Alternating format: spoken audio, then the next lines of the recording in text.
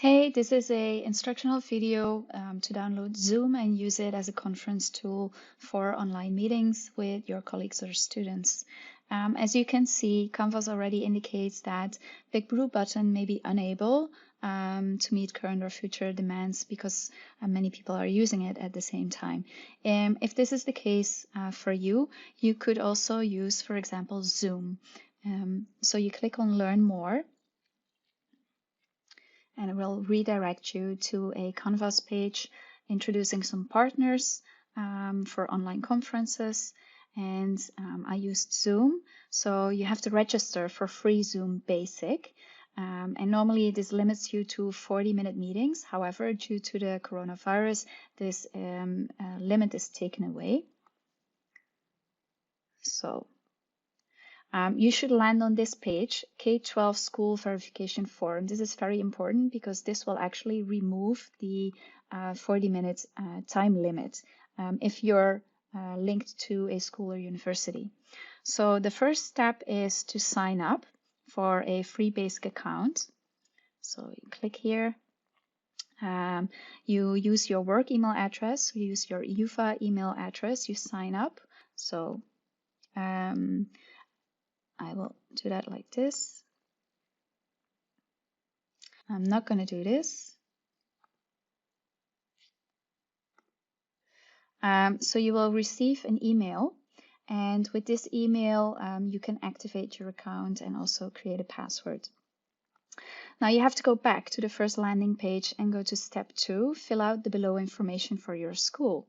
So this is the information. Okay, so I already created an account, so I'm not going to do that in this video, but I will show you what happens when you've installed Zoom. So after the clicking on the link that you received in your inbox, which maybe you need to ask for a second time, so resend another email if you didn't receive the first one, you will install a little program, and that's when you can start using Zoom. So you're gonna sign in.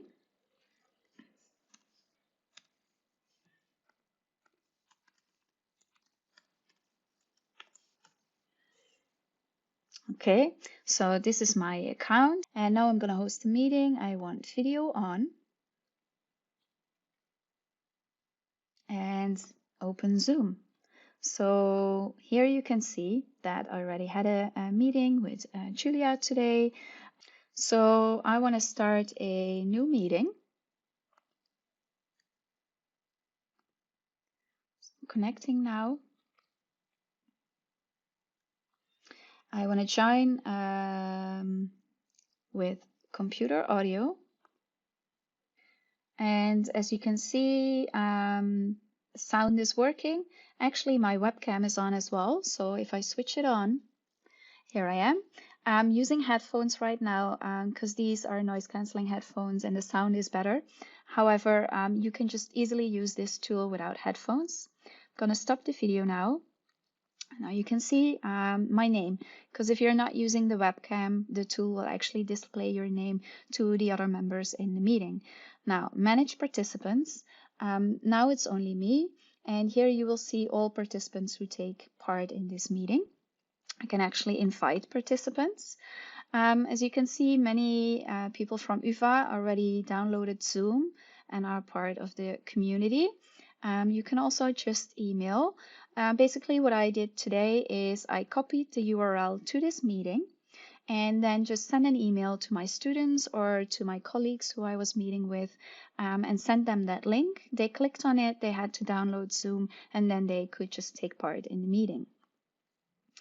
You can chat with the people in your meeting, either to everyone or here appears a list of all members of the meeting, all participants, and you can talk to them. It's easy if the other participants in a meeting are muted, so you can mute all. So you don't hear yourself speaking over the speakers of other people's laptops, and the person can mute himself or herself when he or she wants to talk, or just send a chat message, which works perfectly as well. You can record the meeting as well if you want to. And what's nice is that you can share your screen. So for example, I had a statistics class today and I could share this statistics output with my students, so students could actually see what I was doing on the computer. You can also annotate, which means, for example, you can draw or use a spotlight to highlight something that's very important, and the participants in your meeting can actually see this. Sometimes you want to switch between screens, then you click on New Share. And now, for example, I want to go to my SPSS data file. And now my students or participants actually see this. I can stop the share as well.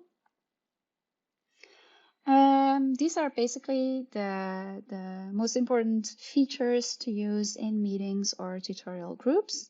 I'm pretty sure Zoom has to offer more, but for me, this was enough to actually run my tutorials today.